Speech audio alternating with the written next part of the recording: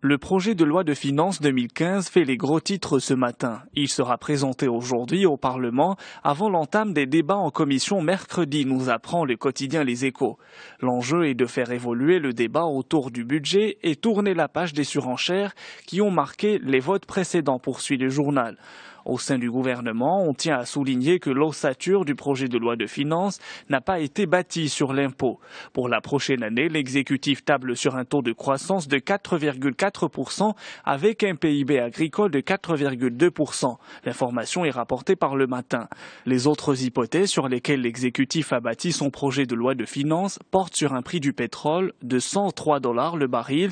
Pour gagner le pari de rejoindre le club des pays émergents, 4 grandes orientations ont été retenues dans le cadre du projet de budget.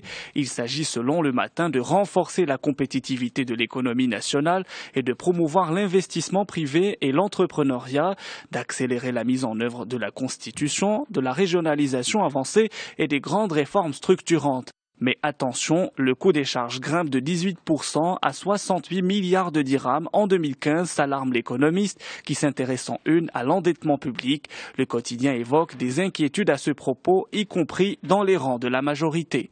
Samedi dernier, un élément de l'armée algérienne a lancé des tirs sur une dizaine de civils marocains. Bilan, un jeune homme grièvement blessé. Le ministre des Affaires étrangères et de la coopération, Salah Eddine Zouar, a annoncé avoir convoqué l'ambassadeur d'Algérie à Rabat pour lui faire part de la condamnation du royaume et lui demander des explications, lit-on dans Le Matin. Ce n'est pas là un fait nouveau, commente aujourd'hui le Maroc. D'autres actes similaires ont déjà eu lieu dans le passé. Alger s'entête à créer des conflits avec le Maroc alors que l'urgence est de construire un Maghreb uni et fort pour faire face aux enjeux stratégiques de la région, conclut le quotidien. Au fait, tire la sonnette d'alarme sur une maladie qui touche plus d'un tiers des Marocains. Il s'agit de l'ostéoporose ou la maladie des os fragiles. Elle touche près de 30% de la population marocaine, majoritairement des femmes, a fait savoir l'Association marocaine de rhumatologie. Pour elle, il s'agit d'une réalité alarmante propulsant cette maladie au rang des problématiques essentielles de la santé.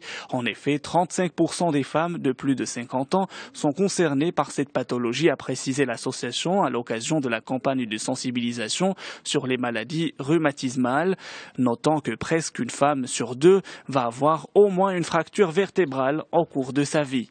François Hollande et les Français, c'est le rejet, peut-on dire, en une du Figaro. 2 ans et demi après son arrivée à l'Élysée, la rupture est consommée entre le président de la République et l'opinion. Selon un sondage d'Opinionway, 86% des Français ne veulent pas que le président se représente.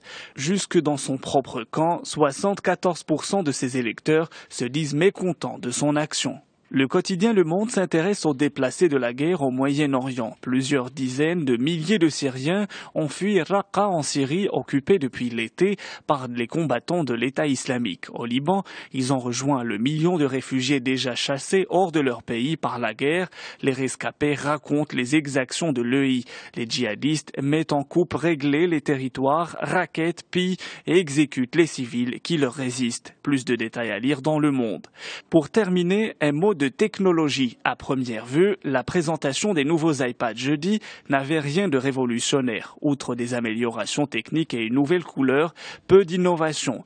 Mais le diable se cache dans les détails et plus précisément dans une carte SIM. Apple embarque en effet dans ses nouvelles tablettes une SIM maison, nous informent Les Échos. C'est une première pour la firme à la pomme qui pourrait à terme menacer une partie du modèle économique des opérateurs télécoms. Disponible dans les modèles 4G, l'Apple SIM doit permettre au propriétaire de l'iPad de choisir depuis sa tablette un opérateur et un forfait. Il est aussi possible de changer de fournisseur facilement selon ses besoins compte tenu du caractère universel de la carte. Celle-ci est cependant amovible et peut être remplacée par une SIM classique.